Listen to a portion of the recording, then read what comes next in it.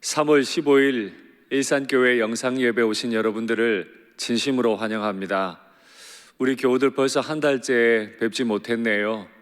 한 달째 뵙지 못한 이 시점에 담임 목사의 마음이 여러 가지가 있습니다. 그래서 먼저 그 심정을 글로 적어 보았는데요. 글을 한번 들어보시고 또 예배의 자리로 나아가겠습니다. 사랑하고 뵙고 싶은 일산교회 성도님들께 안녕하시지요. 코로나19 사태가 대감염으로 확대될 것을 예감했던 2월 2일 주일에 처음 서한을 올렸고 2월 23일 주일 처음으로 예배당 문을 닫고 영상 예배로 전환하면서 두 번째 서한을 올렸습니다. 그리고 3월 15일 오늘 세 번째 서한을 올립니다.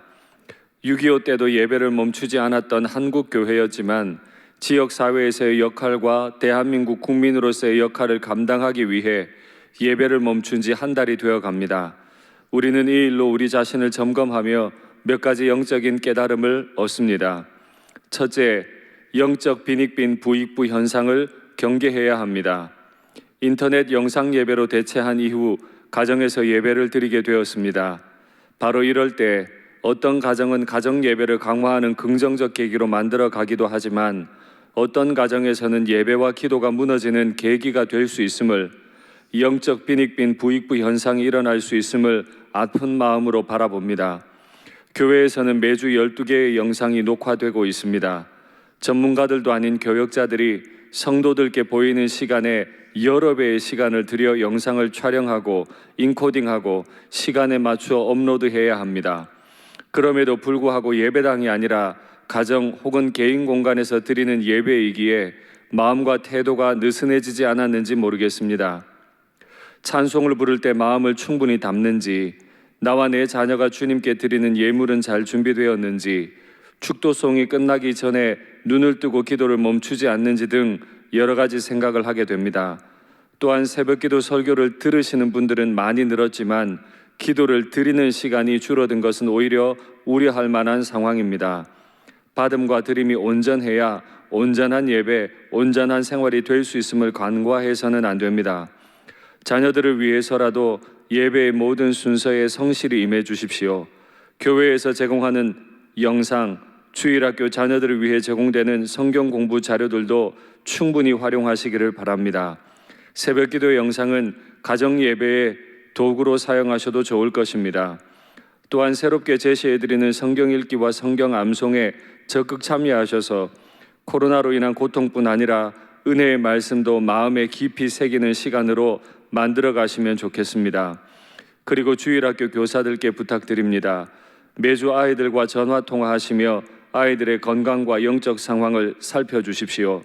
내 가정의 아이들을 살피듯 교회의 자녀들을 사랑으로 살펴주시기를 당부드립니다. 같은 마음으로 구역장님들께도 수고를 부탁드립니다. 둘째, 당연한 것에 대해 감사해야 합니다. 우리가 모여 예배드리는 것은 의무이자 매우 당연한 일이고 기쁨이었습니다. 그러나 이것은 이제 사모해야 할 일이 되었습니다. 시편 84편 2절에 내 영혼이 여호와의 궁정을 사모하여 쇠약함이여 라는 구절이 핍절하게 이해가 되었습니다. 함께 예배드릴 지체들이 있고 예배드릴 넓은 공간이 있다는 사실과 예배를 드릴 수 있도록 얼마나 많은 봉사자들이 수고해 주었는지를 절실히 깨닫게 되었습니다. 이 모든 일은 당연하지만 사실 넘치는 감사의 제목이었음을 깨닫습니다. 매일 만나는 가족들이 있고 출퇴근할 수 있는 직장이 있으며 이제 곧 개학하면 가게 될 학교가 있고 몸이 아프면 갈 수 있는 병원이 있다는 사실이 얼마나 감사한 일이었는지 모릅니다. 그러므로 예배 드린 후 가족들과 함께 감사에 대한 구체적인 나눔이 있으면 좋겠습니다. 할 수 있다면 이때 나누어진 감사를 기록해두고 잊지 않으시면 좋겠습니다. 영상 예배뿐 아니라 하루 동안 큐티 노트, 감사 노트 등을 잘 활용하시면 좋겠습니다. 셋째, 감추인 것은 반드시 드러납니다. 신천지를 막아내기 위한 한국교회의 노력은 대단했습니다. 이제 교회의 주인 되신 주님께서는 신천지의 실체를 한국교회뿐 아니라 국민 모두에게 드러내셨습니다. 신천지의 만행과 실체를 드러내신 주님을 찬양합니다. 이런 때 우리를 미혹하는 교회 밖 집회나 성경 공부 모임을 주의하십시오. 교회사적으로 볼 때 힘들고 어려운 때에는 더욱 미혹하는 영과 그들의 도구인 이단 사이비가 교묘히 움직임을 기억하셔야 합니다. 그러나 또한 우리는 주님 앞에 우리의 마음을 겸허히 해야 합니다. 우리의 감추인 죄도 이렇게 드러날 수 있다는 점을 명심해야 합니다. 감추인 죄를 회개하여 돌이키고 주님께서 하나님의 영광과 우리의 행복을 위해 마련하신 마땅한 위치로 돌아가도록 노력하면 좋겠습니다. 넷째, 함께 드릴 공동체 예배를 사모합시다. 우리는 코로나 사태가 하루속히 진정되고 예배당에 모여 예배할 날을 사모합니다. 그날에는 예전에 하던 대로 나올 수 없을 것입니다. 고향 땅으로 귀환하던 유다인들이 찬양하며 성전으로 나아갔던 것처럼 사모하는 마음으로 나오시면 좋겠습니다. 교역자들과 당회도 최선을 다해 그 예배를 준비하겠습니다. 가족과 공동체를 지켜주신 주님을 사모하는 마음과 합당한 찬양, 마음 다해 주님을 사랑하지 못했던 과거에 대한 회개, 예배당으로 다시 인도하신 주님께 드리는 감사의 표현, 지체들에 대한 감사와 격려의 말씀들, 이런 모든 것이 어우러질 때 우리는 정말 아름다운 공동체 예배를 교회의 주인 되신 주님께 드릴 수 있으리라 믿습니다. 사랑하는 일산교회 여러분, 다시 만나 감격하며 손을 잡고 예배 드릴 날까지 평안하시기를 기도합니다. 장례와 혼사가 있으셨지만 교회의 위로와 축하를 충분히 받지 못하신 분들, 경제적으로 어려운 시간을 보내고 계신 교우들 특별히 기억하며 기도하고 있습니다. 또한 주님께서 함께 하심을 믿습니다. 사랑합니다. 이제 마음을 가다듬으시고 은혜의 보좌 앞으로 나아가겠습니다. 하나님은 영이시니 예배하는 자가 영과 진리로 예배할지니라. 아멘. 전능하사 천지를 만드신 하나님 아버지를 내가 믿사오며 그 외아들 우리 주 예수 그리스도를 믿사오니 이는 성령으로 잉태하사 동정녀 마리아에게 나시고 본디오 빌라도에게 고난을 받으사 십자가에 못 박혀 죽으시고 장사한 지 사흘 만에 죽은 자 가운데서 다시 살아나시며 하늘에 오르사 전능하신 하나님 우편에 앉아 계시다가 저리로서 산자와 죽은 자를 심판하러 오시리라.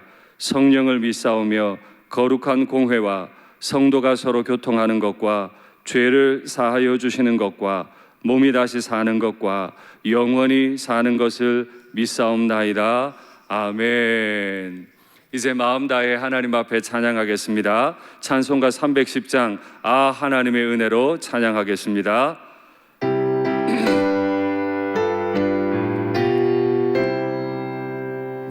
아 하나님의 은혜로 있을 때 없는 자 왜 구속하여 주는지 난 알 수 없도다. 내가 믿고 또 의지함은 내 모든 형편 아시는 주님 늘 보내주신 것을 나는 확실히 아네.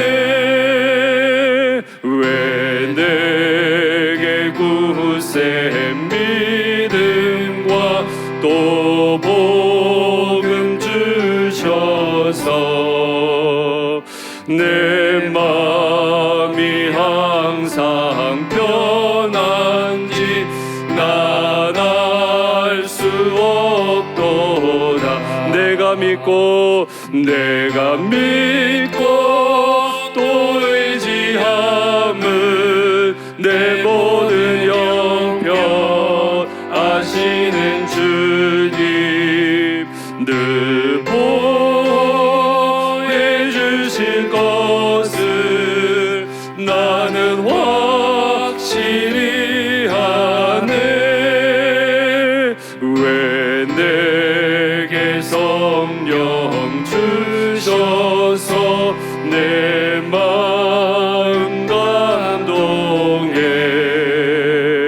주 예수 믿 있게 하는지 난 알 수 없도다. 아멘. 내가 믿고 또 의지함은 내 모든 형편 하시는 주님 늘 보여주실 것을 나는 확실히 아네. 주 언제 강림하실지 혹 밤에 혹 낮에 또 주님 만날 그곳 또 주님 만날 그곳도 난 알 수 내가 믿고 또 의지함은 내가 믿고 또 의지함은 내 모든 형편 하시는 주님 늘 보여주실 것 나는 확실히 하네. 나는 확실히 내가 믿고 또 의지함은 내가 믿고 또 의지함은 내 모든 형편 하시는 주님 늘 보여주실 것을 나는 확실히 아네. 할렐루야. 우리가 찬양한 대로 우리 주님께서는 진실로 우리의 모든 형편을 다 아시는 분이십니다. 그 주님께서 우리를 아시기에 우리 또한 주님을 알고 주님 이름 부르고 주님 앞에 나아갑니다. 주님 앞에 나아가는 우리 모두를 주님께서 붙잡으시고 은혜로 채우실 줄 믿습니다. 아멘. 찬송가 492장 더 찬송하겠습니다. 잠시 세상에 내가 살면서. 잠시 세상에 내가 살면서 항상 찬송 부르다가 날이 저물어 오라 하시면 영광 중에 나가리. 열린 정금문 내가 들어가 세상 짐을 내려놓고 빛난 면류관 받아 쓰고서 주와 함께 길이 살리. 눈물 골짜기 더듬으면서 나의 갈 길 나간 후에 주의 품만에 내가 안기어 영원토록 살리로다. 열린 정금문 내가 들어가 세상 짐을 내려놓고 빛난 면류관 받아 쓰고서 주와 함께 길이 살리. 나의 가는 길 멀고하며 사는 높고 고른 깊어 고난 나의 몸 쉴 곳 없어도 복된 날이 밝아오리.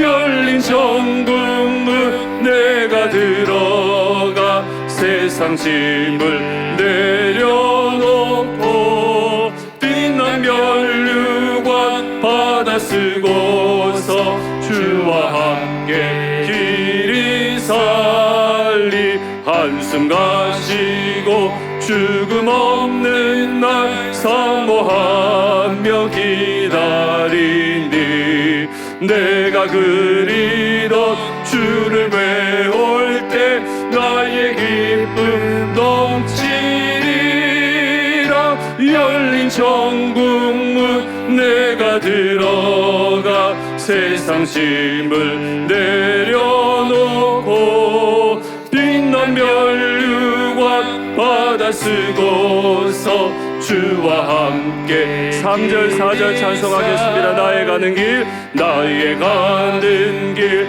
멀고 험하며 산은 높고 고른 깊어 고난 나의 몸 쉴 곳 없어도 복된 날이 밝아오리 열린 천국문 내가 들어가 세상 짐을 내려놓고 빛난 면류관 받아 쓰고서 주와 함께 길이 한숨 가시고 죽음 없는 날 한숨 가시고 죽음 없는 날 사모하며 기다리니 내가 그리던 주를 외울 때 나의 기쁨 넘치리라 열린 천국문 내가 들어가 세상 짐을 내려놓고 빛난 면류관 받아 쓰고서 주와 함께 길이 살리. 할렐루야. 우리 주님께서 눈물 골짜기를 걷는 우리를 속히 인도하시고 한숨 거두어 가실 줄 믿습니다. 아멘. 이 시간에 서인원 목사님께서 기도하시겠습니다.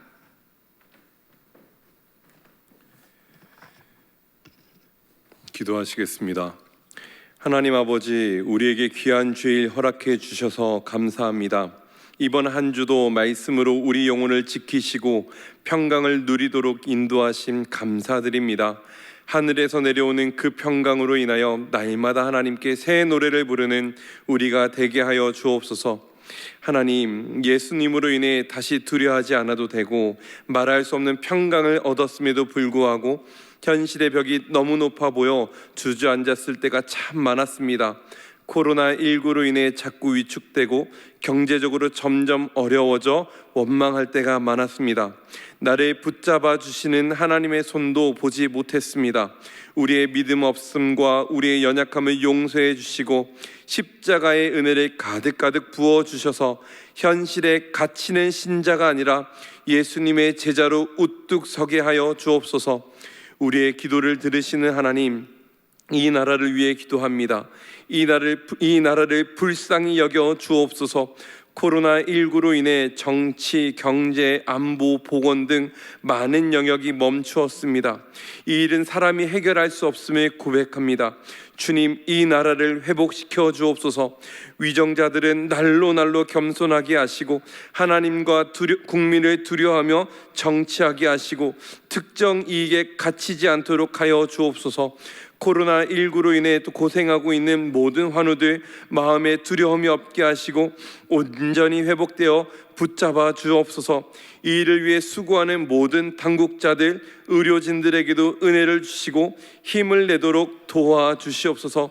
또한 이 코로나19가 이제 전 세계로 퍼지고 있는 가운데 있는데 세계 곳곳에서 힘을 내어 사역하시는 우리 선교사님들, 우리 친구들, 우리 가족들 지켜주시고 건강과 믿음 잃지 아니하도록 붙잡아 주옵소서. 속히 이 사태가 진정되게 하여 주시고 이 일이 만방에 하나님의 놀라운 일을 드러내 주옵소서. 하나님의 놀라운 치유하심을 드러내 주옵소서. 사랑하시는 하나님, 이제 하나님 말씀 받습니다. 말씀 전하시는 담임 목사님 붙잡아 주시고 영육간에 강건하게 하시며 성령으로 충만하게 하여 주옵소서. 담임 목사님 통해 우리에게 주시는 말씀 그 한마디 한마디가 우리 속에 새겨지게 하시고 하나님을 깊이 경험하는 은혜가 이 시간 가운데 넘치게 하여 주옵소서. 하나님, 영상으로 드려지는 이 예배 속에 우리의 마음 흐트러지지 아니하도록 붙잡아 주시옵소서. 우리에게 한없는 은혜를 베풀어 주실 하나님을 기대하며 이 모든 말씀 살아계신 우리 주님 예수 그리스도의 이름으로 기도드립니다. 아멘.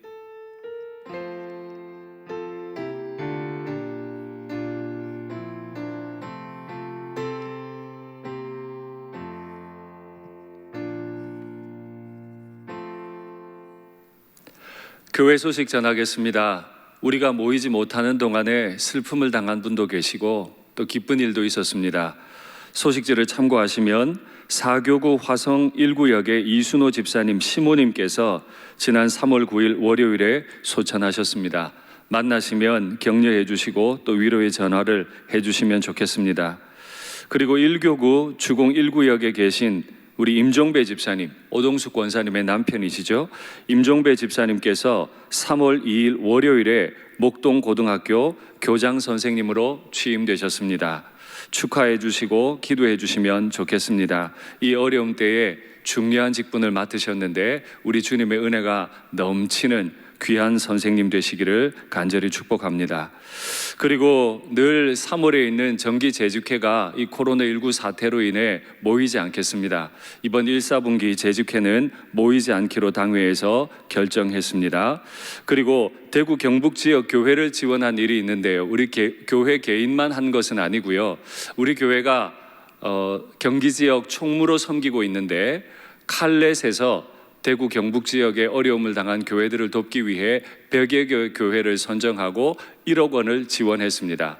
우리 교회도 날마다 드리는 그 회비를 가지고 함께 동참한 사실에 대해 교우들께 알립니다. 그리고 제가 이미 서신에서 말씀드린 것처럼 경건한 가정 생활을 위한 여러 가지 프로그램을 안내해 드렸습니다. 남의 프로그램이 아니고 나와 내 자녀들을 위한 프로그램이니까 꼭 참여해 주시면 좋겠습니다. 그리고 성경 암송 프로그램도 이번에 새로 마련했습니다. 확인해 보시면 유초등부는 시편 23편, 유치부도 포함입니다. 그리고 중고등부도 시편 121편, 가정 전체가 한다면 23편이나 121편 중에 택일하시면 되고, 또 장년부 개인이나 또 부부로 암송하실 때는 고린도전서 13장을 이번 기회에 많이 읽으시고 암송하셔서 말씀의 밭에 새기시면 좋겠습니다. 그리고 이 모임 우리가 이제 모여서 예배드리는 날에 이 암송을 통해 어떤 좋은 일이 있을지도 모르겠습니다. 여러분 꼭 이 시간에 하나님 말씀을 마음에 새기는 복된 시간이 되시면 좋겠습니다. 이제 여러분들께서 아마 기다리는 시간이실 텐데 교역자들께서 나오셔서 여러분과 하나님 앞에 귀한 찬양을 올리도록 하겠습니다.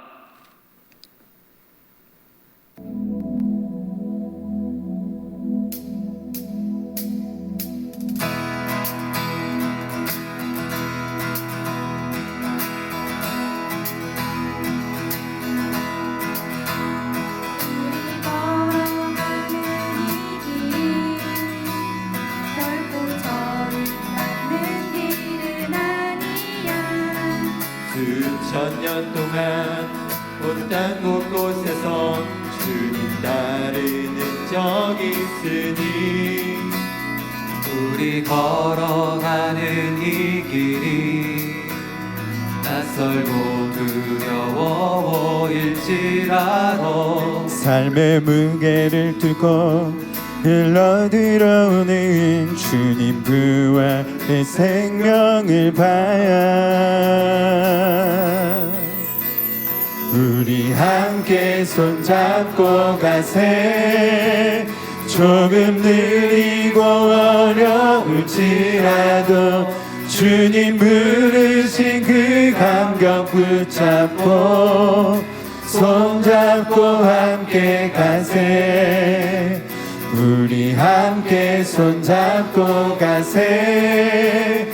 때론 더디고 힘겨울지라도 주님 부르실 그날을 향하여 손잡고 함께 가세.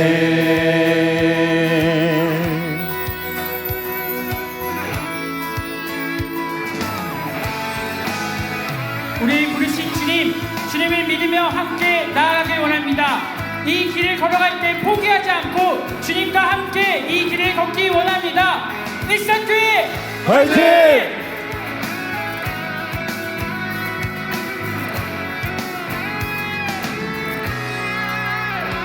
우리 걸어가는 이 길이 결코 처음 닿는 길은 아니야.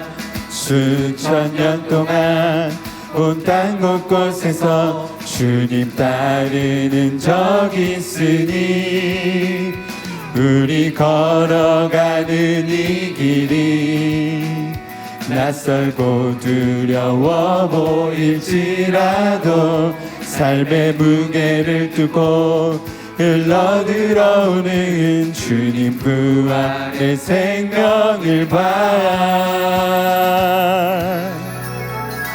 우리 함께 손잡고 가세.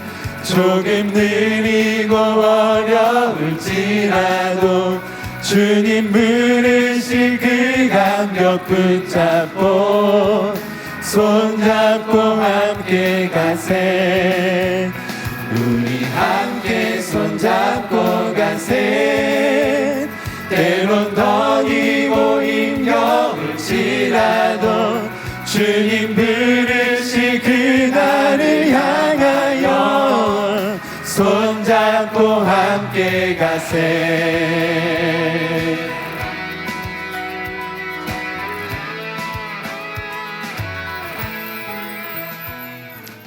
할렐루야. 우리 귀한 교역자들이 하나님 앞에 찬양을 드리고 여러분께 그 찬양을 나누었습니다. 우리 교역자들이 고백한 것처럼 힘들고 어려울 때일수록 일산교회와 우리 가족들은 손 꽉 붙잡고 일산교회 화이팅! 우리 가족들 화이팅! 하며 이 길 잘 걸어가기를 간절히 축복합니다. 할렐루야. 하나님 말씀 받겠습니다. 이 복된 시간에 주시는 하나님 말씀은 신약성경 요한복음 9장 1절부터 12절까지 말씀입니다. 신약성경 요한복음 9장 1절부터 12절, 신약 160면에 있습니다. 말씀의 제목은 예수라 하는 그 사람입니다. 요한복음 9장 1절부터 12절 제가 봉독하겠습니다. 예수께서 길을 가실 때 날때부터 맹인된 사람을 보신지라. 제자들이 물어 이르되 랍비여, 이 사람이 맹인으로 난 것이 누구의 죄로 인함이니이까? 자기니이까 그의 부모니이까? 예수께서 대답하시되 이 사람이나 그 부모의 죄로 인한 것이 아니라 그에게서 하나님이 하시는 일을 나타내고자 하심이라. 때가 아직 낮음에 나를 보내신 이의 일을 우리가 하여야 하리라. 밤이 오리니 그때는 아무도 일할 수 없느니라. 내가 세상에 있는 동안에는 세상의 빛이로라. 이 말씀을 하시고 땅에 침을 뱉어 진흙을 이겨 그의 눈에 바르시고 이르시되 실로암 못에 가서 씻으라 하시니, 실로암은 번역하면 보냄을 받았다는 뜻이라. 이에 가서 씻고 밝은 눈으로 왔더라. 이웃 사람들과 전에 그가 거린인 것을 보았던 사람들이 이르되 이는 앉아서 구걸하던 자가 아니냐. 어떤 사람은 그 사람이라 하며 어떤 사람은 아니라 그와 비슷하다 하거늘 자기 말은 내가 그라 하니, 그들이 묻되 그러면 내 눈이 어떻게 떠졌느냐. 대답하되 예수라 하는 그 사람이 진흙을 이겨 내 눈에 바르고 나더러 실로암에 가서 씻으라 하기에 가서 씻었더니 보게 되었노라. 그들이 이르되 그가 어디 있느냐. 이르되 알지 못하노라 하니라. 아멘. 사랑합니다. 어떤 사람이 이렇게 말합니다. 나는 날 때부터 많이 가난했어요. 나는 날 때부터 정말 많이 아팠어요. 참 슬픈 이야기죠. 날 때부터 아프고 날 때부터 가난하고. 그런데 놀라운 건요, 이런 말들은 가난하고 힘든 상황에서, 몸이 여전히 아픈 상황에서는 이런 말 하지 못합니다. 왜 그렇죠? 너무 눌리기 때문에 과거에 아팠던 이야기, 지금도 아픈 그 이야기를 입 밖에 내고 싶지 않은 거죠. 그런데 정말 이 문제가 다 해결되고 나면 과거에 어떤 계기를 통해 내 몸이 나았고 또 어떤 일들을 통해, 공부를 열심히 함을 통해 내가 성공했고 이제는 재정적으로 가난을 벗어났다, 뭐 이런 이야기를 하게 되는 것 아닙니까?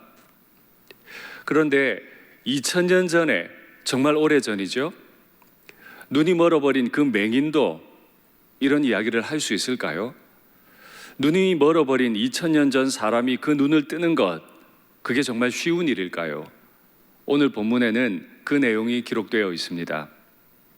옛날 사람들은, 특별히 유대 사람들은 한 사람이 병에 들면 그 병은 곧 그의 죄로 인한 것이라 생각했습니다. 그러니까 아마도 예수님께서 오늘 바라보신 그 죄인을 사람들도 바라보며 적어도 두 가지는 생각하게 됐을 겁니다. 먼저 첫 번째는요, 저 사람의 죄로 인해 저 사람이 병들었다는 거죠. 저 사람이 무슨 죄를 지었기에 저런 병에 들었을까? 불쌍히 여기는 마음을 가지고 바라보았을지요? 아니면 정말 죄인이야 경멸하는 마음으로 바라보았을지요? 또 한 가지의 시선이 있습니다. 유대인들의 의식에는 가난한 사람을 많이 구제하면 하나님이 그 구제하는 사람의 기도를 잘 들으신다고 생각했습니다. 그러니까 그렇게 구제의 대상으로 바라볼 뿐 아니라 그 사람을 도구로 여기는 거죠. 그 사람한테 잘하면 하나님이 내게 복 주신다. 그러니 정리하면 이렇습니다. 태어날 때부터 맹인되었던 그 사람은 사람들이 바라볼 때 첫 번째 죄인으로 바라보거나 두 번째 나를 위한 도구로만 바라본다는 거죠. 그러면 사람들이 이 사람을 그렇게 바라보는데 예수님은 그 사람을 어떻게 바라보실까요?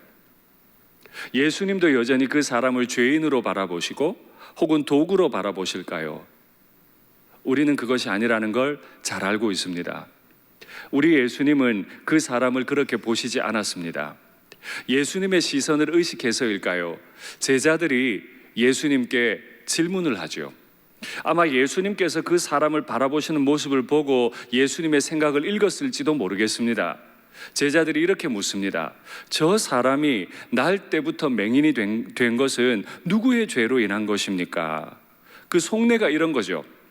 한 사람이 죄를 지어 벌을 받은 것으로 이해하기에는 날 때부터 맹인되었기 때문에 태어나지도 않은 사람이 맹인으로 태어난 거면 그의 자신의 죄로 인한 것입니까? 아니면 그의 부모가 오래전에 지은 죄로 인해 그의 아들이 맹인으로 태어난 것입니까? 이런 질문이었던 거죠. 여러분의 생각은 어떠세요? 그런데 우리 주님께서는 여기에 대해서 그렇게 말씀하지 않으세요. 그 죄로 인한 것이 아니라 그에게서 하나님이 하시는 일을 나타내고자 하심이라. 우리 예수님은 완전히 다른 이 해석을 내놓으십니다.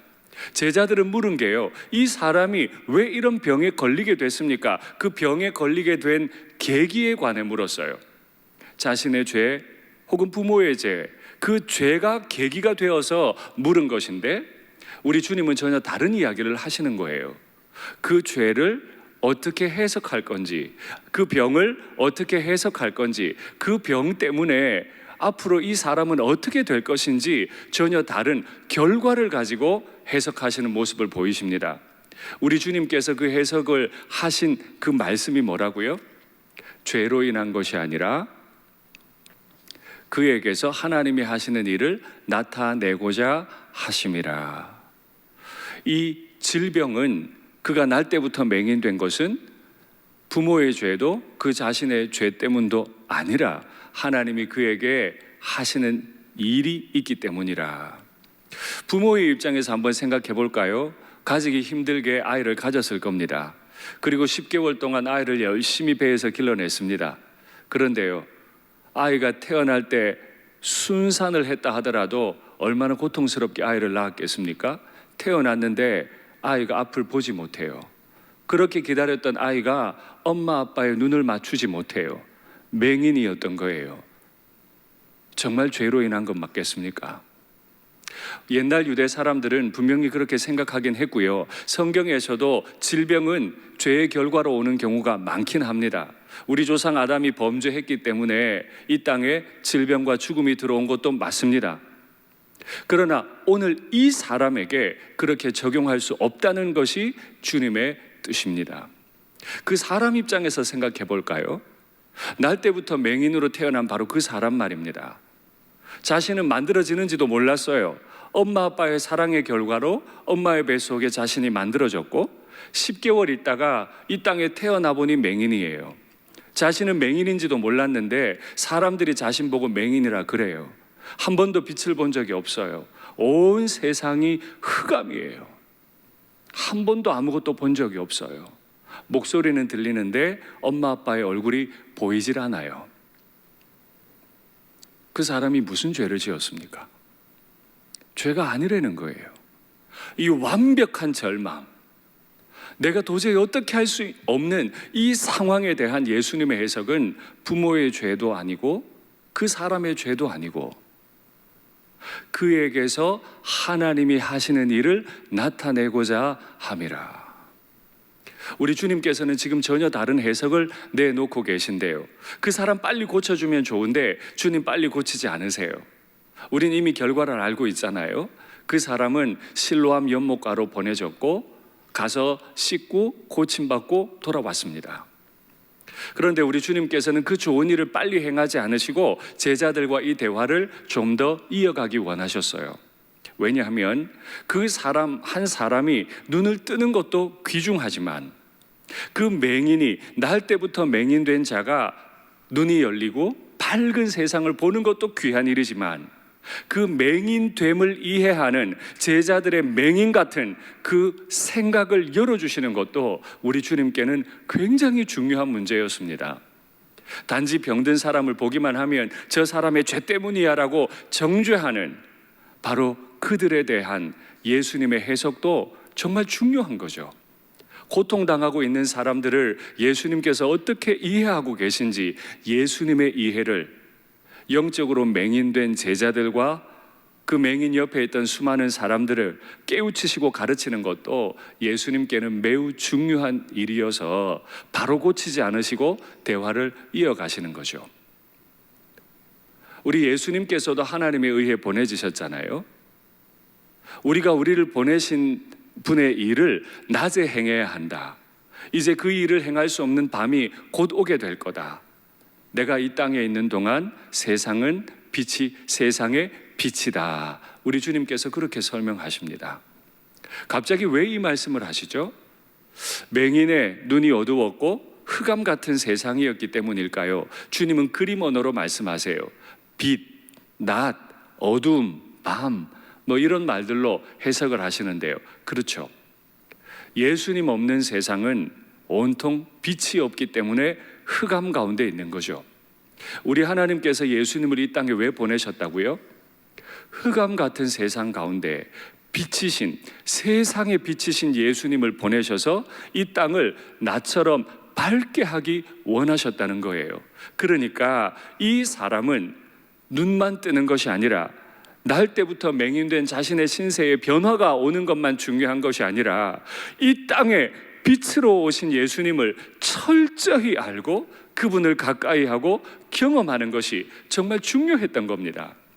예수님을 따라다니며 이적만 경험하는 것이 중요한 것이 아니라 제자들이 예수님이 어떤 분인지 정말 가까이서 보고 경험하고 예수님을 알고 예수님을 믿고 생활하는 것이 정말 중요했기 때문에 예수님은 그 얘기를 조금 더 끌고 가신 것 아닙니까?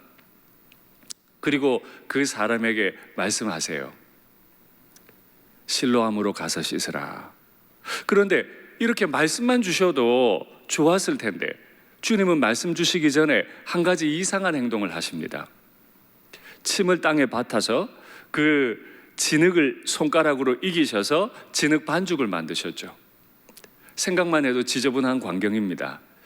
그렇게 진흙 반죽을 만드시더니 뜬금없이 그 날 때부터 맹인된 사람의 눈을 덮어버리십니다. 예수님 왜 이렇게 하시는 거죠? 왜 이렇게 무례한 행동을 하시는 거죠? 왜 그 사람을 그렇게 수치스럽게 만드시는 겁니까? 옛날 유대 사람들은요, 그 침에 사람의 질병을 치유하는 능력이 있다고 믿었어요. 그런 효과가, 그런 성분이 거기에 있다고 믿은 거죠. 그러니까 옛날 사람들이 병을 고칠 때 침을 뱉는 행위는 그렇게 요즘 우리가 생각하듯 지저분한 행위는 아닙니다. 그냥 일반적인 행위예요. 특별히 그가 선지자라면 선지자의 침은 더 효능이 좋았어요. 그러니까 예수님이 침을 바르는 것 그 자체는 그렇게 무례하거나 그렇게 불결한 행위로 이해되지는 않았습니다. 그런데 예수님은 굳이 침을 진흙에다 뱉어서 그 진흙을 손가락으로 이겨서 그 사람의 눈을 덮어버린 거죠. 이건 굉장히 전략적입니다. 손가락으로 진흙을 이기는 행위는 노동을 한 것이고 후에 보시면 나오지만 이 노동을 한 날은 안식일이었습니다. 그의 주변에 많은 바리새인들이 또 자극받는 거죠. 왜 주님께서 자꾸 이런 행동을 하실까요? 왜 안식일을 범하는 듯 보이는 이런 행동을 자꾸 하실까요? 이것 또한 그들에게 하나님이 하시고자 하는 일을 나타내시기 위해서인 거죠. 우리 주님께서 굳이 침을 사용하셔야 할 이유가 있었습니까? 그 침이 아니면 그 사람은 눈을 뜰 수 없었기 때문에 굳이 침을 사용하셔야 했습니까? 아닙니다. 사람들을 주목시키기 위해서 그러셨던 거죠. 정말 부끄럽게도 그 사람의 눈에 진흙을 다 발라버리셨습니다. 완전히 가려졌습니다. 어두운 사람이 더 어두워졌습니다. 그런 그에게 주님 말씀하시죠. 실로암으로 가서 씻으라. 여러분, 실로암은요, 예루살렘 남동쪽 최남단에 위치하고 있습니다. 그러니 가려면 한참 가야 합니다. 날 때부터 맹인이었고 눈에 진흙까지 덮었기 때문에 그냥 갈 수 없어요. 누군가가 그를 부축해야 했을 겁니다. 또 그 흉측한 모습을 주변에 많은 사람들이 바라봐야 했죠. 그러나 그 날 때부터 맹인은 할 수 있는 게 아무것도 없어요. 예수님이라는 분이 오셔서 그를 실로암으로 보내셨어요. 그는 갈 수밖에 없었습니다. 사람의 도움을 받아 천천히 걸어갔죠. 왜 실로암입니까? 지난번에도 말씀드렸지만 실로암 연못은 역사적으로 구원의 의미를 가지고 있습니다. 아수르가 예루살렘 땅을 포위할 것을 염려했던 히스기야 왕이 성 밖 기온샘에서부터 성 안으로 물을 끌어들이기 위해 수로를 만들었어요. 그 기온샘이 수로로 끌어와져서 예루살렘 성 쪽에 샘물이 마련됐는데 그 샘이 바로 실로암 샘입니다. 놀랍게도요, 예루살렘 성 안에 샘은 그 실로암 하나밖에 없었어요. 하나밖에 없는 유일한 샘, 실로암. 그러니까 날마다 그쪽에서 외부에서 들어오는 샘물이기 때문에 그 물도 굉장히 맑아요. 유일하고 맑기 때문에, 유일하고 맑은 샘물이었기 때문에, 그나마 깨끗하기 때문에 거기 보내신 걸까요? 아닙니다. 유대인들에게 실로암은 구원의 의미를 가지고 있다고 말씀드렸어요. 아수르로부터 자신을 구원하기 위해 만들어 놓은 샘물, 또 유일하면서도 깨끗한 샘물인 것도 맞아요. 그래서인지 이스라엘 사람들은 초막절 제사 때 마지막 날이 되면 제사장들이 금 항아리를 이고 실로암 연못으로 갑니다. 그리고 그 금 항아리에 실로암 샘물을 가득 담아서 성전으로 다시 돌아와요. 성전으로 돌아와서는 성전 대야에 그 물을 콸콸 붓습니다. 그 모습을 본 사람들은 환호합니다. 왜냐하면 그 초막절 제사 마지막 날 붓는 그 물은 하나님의 임재, 성령 충만을 상징합니다. 또 농경적으로 이해하자면 비가 내린다는 것을 상징합니다. 그러니 영적으로는 하나님과 만나게 되고 하나님의 영으로 충만해지게 되고 삶으로 풍요로운 삶을 기대할 수 있기 때문에 그날 사람들은 축제를 벌이죠. 오늘 본문은 요한복음 9장인데 요한복음 7장 2장 앞으로 가면 예수님께서 초막절 마지막 날 물 붓는 장면을 보시면서 말씀하시는 그 기사가 기록되어 있습니다. 누구든지 목마르거든 내게로 와서 마시라. 나를 믿는 자는 그 배에서 생수의 강이 흘러나리라. 그렇게 쏟아져 내리는 그 금항아리에서 부어져 내리는 그 엄청난 양의 실로암 샘물, 그것이 성령 충만을 상징한다면 우리 예수님께로 가면 예수님이 샘물 되셔서 그 영혼을 그 샘물이 넘쳐 나오도록, 그 강물같이 퍼져 나오도록 우리 주님께서 그 사람을 만나 주시는 거죠. 그래서 주님은 실로암으로 보내신 거죠. 그런데요, 그럼에도 불구하고 또 묻고 싶습니다. 진짜 그럼에도 불구하고 실로암으로 가야 하는 겁니까? 그냥 고쳐주시면 안 됩니까? 고치실 능력이 있으시잖아요. 죽은 사람도 살리시는 주님이 왜 굳이 그를 진흙을 이겨 바르고 힘들게 그곳까지 걸어가게 만드십니까? 저는 이런 생각을 해봤어요. 그 사람이 그렇게 부끄러운 모습을 하고 걸어갈 때 무슨 생각을 했을까? 이 예수라 하는 이 사람이 왜 나를 그곳으로 보냈을까 생각하진 않았을까요? 이렇게 우스꽝스러운 모습으로 내가 거기까지 갔는데, 씻었는데 아무런 변화가 안 일어나면 어떡하지? 생각하지 않았을까요? 적어도 예수님 앞에 있던 그가 실로암에 갈 때까지는 고통과 두려움과 기대와 의심이 다 뒤범벅된, 정말 그의 인생에 가장 의미 있는 충격적인 시간이었는지도 모릅니다. 그렇게 그는 실로암까지 갔고 씻었고 눈이 밝아졌다 기록해요. 그를 실로암까지 걷게 하신 이유는 그의 마음속에 그 고통의 오랜 시간의 깊이만큼이나 더 깊이 예수님이라고 하는 그 이름을 새기시기 위한 예수님의 방법이었습니다. 예수님을 부축하는 사람도, 아니 그 병자를 부축한 사람도 예수님의 이름을 기억해야 했고요. 그의 모습을 보며 손가락질했고 무슨 일이냐 떠들어댔던 수많은 사람들, 그의 눈이 열릴 때 그가 그 모든 것을 씻어내고 눈이 밝히 열리는 것을 보았던 수많은 사람들도 예수님의 은혜를 경험할 수 있게 된 거죠. 예수님 앞에서 금방 나았더라면 일어날 수 없었던 바로 그 일, 뭐죠? 그 죄인이 전도자가 된 겁니다. 유대인들에게 그는 죄인이었어요. 그의 아버지가 죄인이든 어머니가 죄인이든 그 자신이 죄인이든 그는 평생 죄인으로 사는 거예요. 그런데 예수님을 만나니까 은혜의 도구가 됐습니다. 그 절망적인 인생이 예수님을 전하는 도구가 된 거죠. 소명자가 된 거예요. 단 한 번도 그의 인생이 그렇게 되리라고 생각한 적 없어요. 우리에게 한 가지 소원이 있다면 그냥 어두워진 눈이 밝히 떠지는 것 뿐이에요. 그런데 예수님은 그 정도로 안 되시겠나 봐요. 한 사람이 구원받는 정도가 아니라 그가 하나님의 증인, 예수님의 증인이 되기를 원하셨나 봅니다. 그래서 주님께서는 그를 굳이 부끄럽게 진흙을 다 덮어버리시고 실로암까지 다녀오게 만드신 것 아닙니까? 그가 밝은 눈 떠서 돌아오니까 주변에 있었던 수많은 사람들이 그에 대한 해석이 나왔습니다.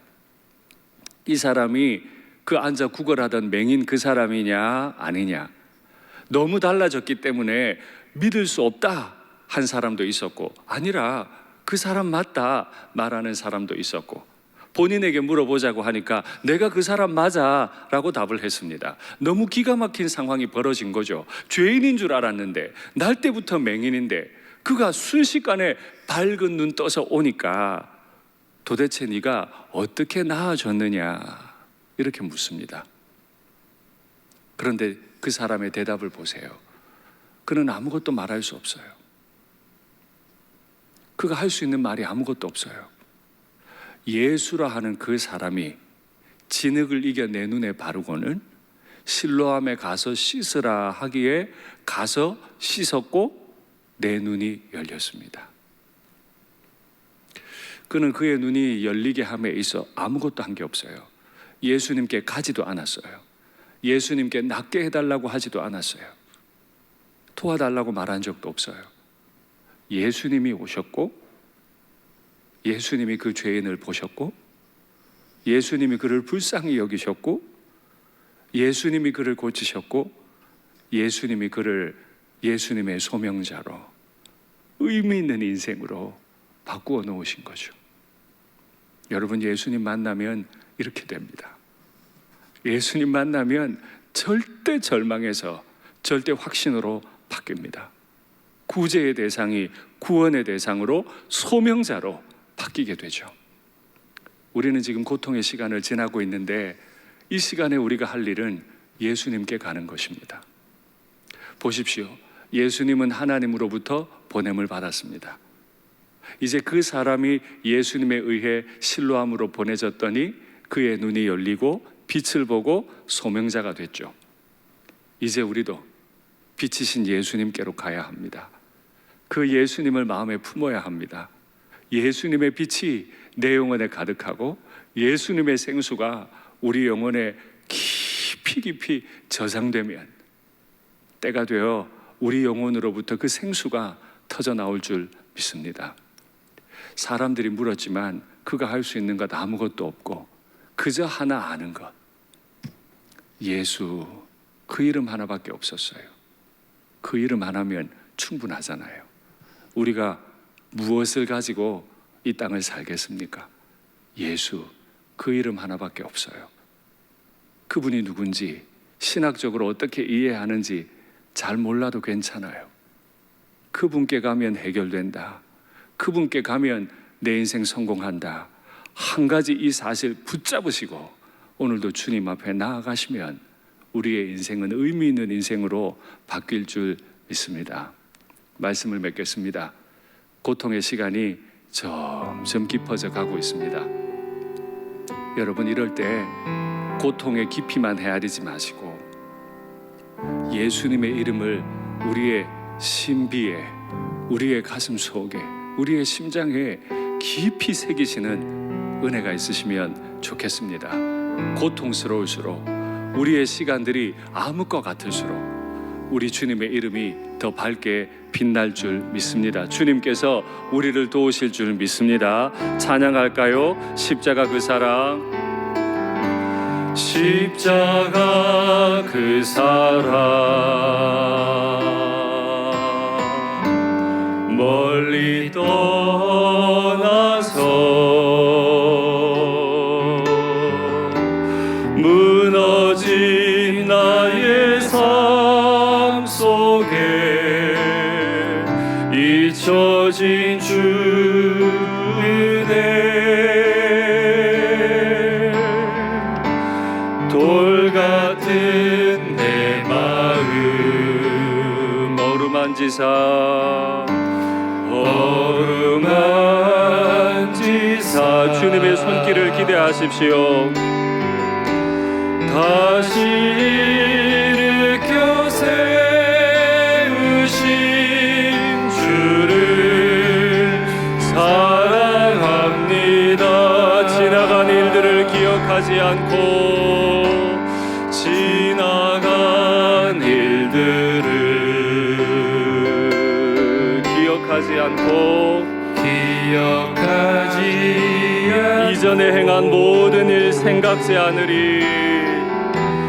이전에 행한 모든 일 생각지 않으리.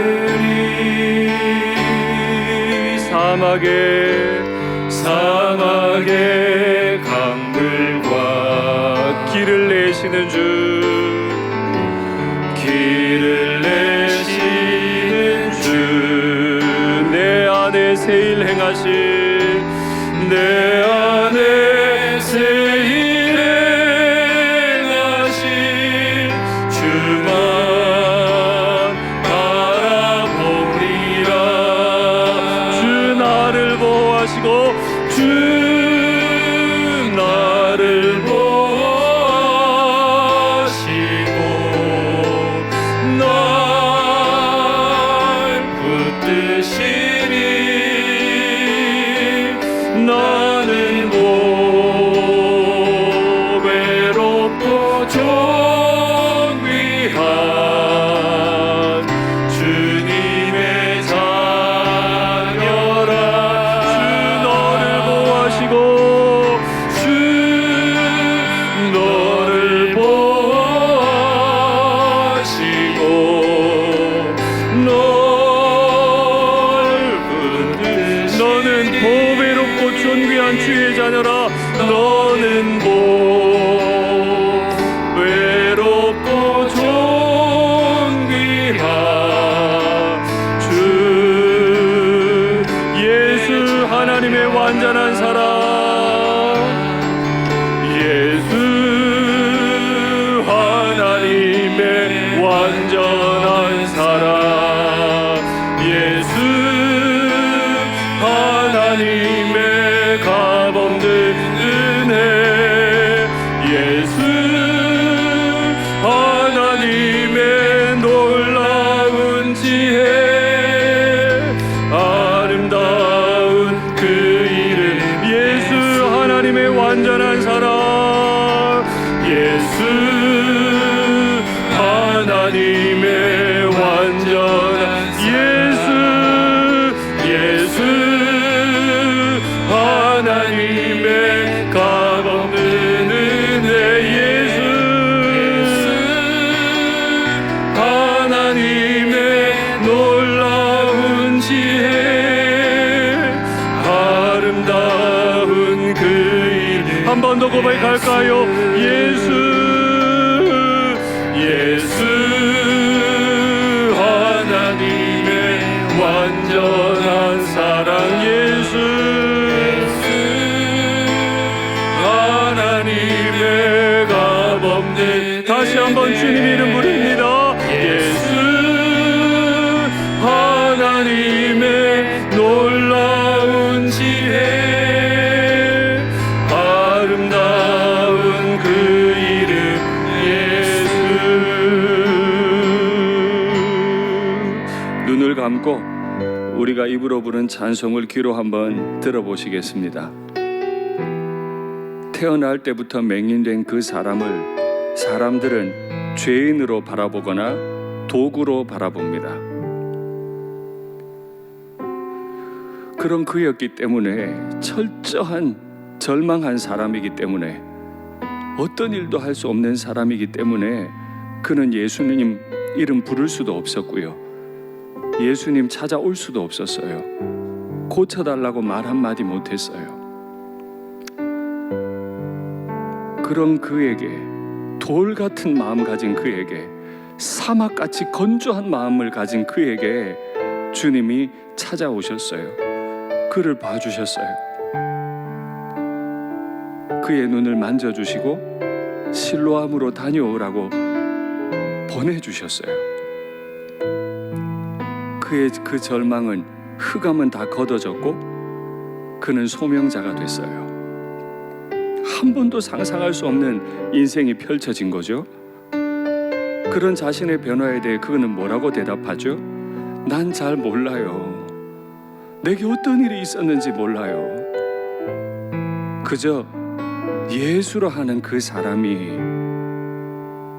행한 일입니다.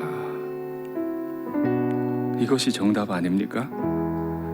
절망적일 때, 아무 가운데 있는 것 같을 때 우리가 아는 것 하나만 있으면 돼요.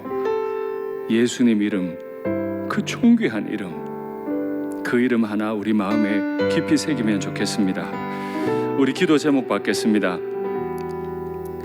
이 때가 길어지면서 육체적으로, 경제적으로, 영적으로 어려움을 당하는 교우들 얼마나 많은지 모릅니다. 우리 교육자들 마음 같아서는요, 지금 막 신방하고 싶어요. 각 가정으로 가서 잘 지내셨는지 만나보고 싶고, 힘든 거 없었는지 돌아봐드리고 싶은데 그저 전화 드릴 수밖에 없어요. 그러나 우리 주님은 그 가정을 신방하실 수 있죠. 우리 목회자들은 못 가도 주님은 가실 수 있어요. 주님께서 우리 교우들을 만나주시고 만져주시고 회복시켜 주시옵소서. 이 고난에 대한 의미가 전혀 새롭게 해석되고 예수님의 이름이 우리 심장에 더 깊이, 우리 가정에 더 깊이 새겨지게 하옵소서. 교회들마다 지금 고통을 당하고 있습니다. 특히 대구 경북 지역의 교회들 굳게 세우시고 햇빛처럼 빛나는 사역 감당하게 하여 주시옵소서.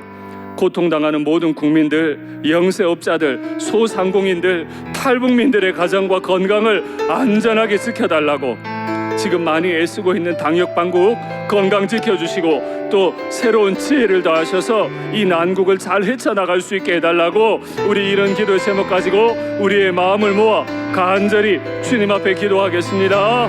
하나님 아버지, 하나님 아버지, 우리는 정말 태어날 때부터 맹인된 자와 같이 내 인생에 대해 절망할 때가 많습니다.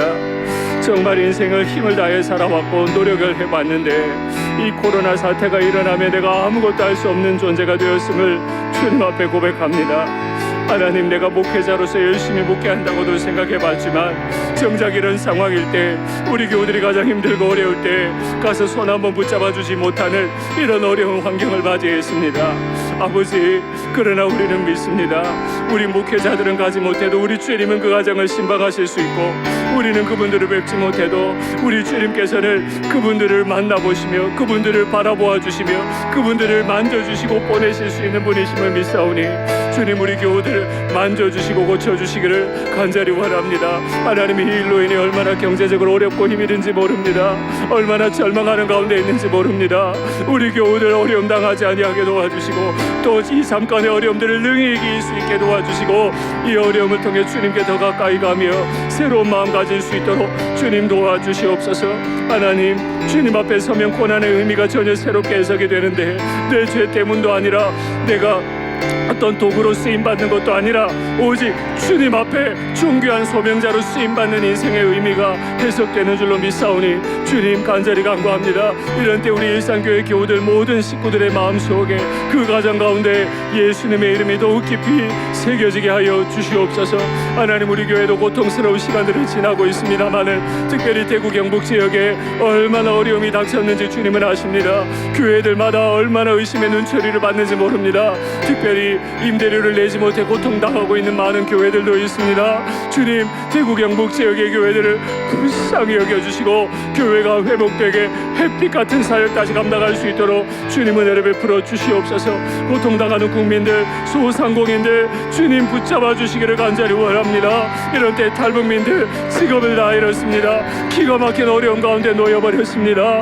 하나님, 우리 탈북민들도 살아갈 수 있도록 길을 열어 주시옵소서. 방역당국이 몸부림하고 있사오니 방역당국도 당국자들도 건강을 지켜주시되 또한 지혜를 더하서 이 난국을 잘 헤쳐나갈 수 있도록 주님 도와주시옵소서. 주님, 이제 코로나 사태가 속히 진정되게 도와주시고 우리로 주님만 의미 있는 인생인 줄 고백하게 되었사오니 주님만 붙잡는 시간 되게 주님 도와주시옵소서. 사랑의 하나님 아버지, 끝모를 시간을 지나고 있습니다. 폭발적으로 늘어난 확진자가 기하급수적으로 줄어들기 원했지만 현실은 그렇지를 못합니다. 벌써 2달이 다 되어갑니다. 우리나라의 경제와 가정은 칠흑 같은 어려운 시간을 보내고 있습니다. 주여, 주님 이름을 알지도 못하고 주님 이름을 부를 힘도 없는 사람들도 많습니다. 날 때부터 맹인된 사람에게 찾아가셨듯 지금 우리에게 찾아와 주시옵소서. 우리의 멀어버린 눈에 진흙 반죽을 발라주시고 우리로 실로암으로 가라 말씀하여 주시옵소서. 빛으로 회복으로 우리를 인도하여 주시옵소서. 우리 가슴 속 고통의 깊이만큼이나 우리 가슴 속에 주님 이름 깊이 새겨 주시옵소서. 가정 예배를 드리면서 혹 주님을 향한 우리의 마음이 게을러지거나 사랑이 약해질까 두려운 마음도 있습니다. 우리 자녀들의 신앙이 후퇴할까 두려운 마음도 있습니다. 우리를 잘 아시는 주님께서 우리를 인도하시고 가르쳐 주시옵소서. 이 어려운 때에도 신실한 마음으로 가정에서 예물을 드리는 부모님과 어린 자녀들, 온라인으로 헌금하시는 모든 교우들께 감사하는 마음, 자원하는 마음, 순종하는 마음이 넘치게 하여 주시옵소서. 주님 손에 붙잡혀 온전한 삶을 살게 하여 주시옵소서. 전혀 새로운 인생, 남들의 염려거리, 구제의 대상이 이제는 다른 이들을 세워가는 소명자의 인생을 살게 하여 주시옵소서. 이 어려운 때에 나라의 부름을 받은 아들들, 학업 취업을 따라 멀리 떠난 자녀들의 건강을 모두 안전하게 지켜 주시옵소서.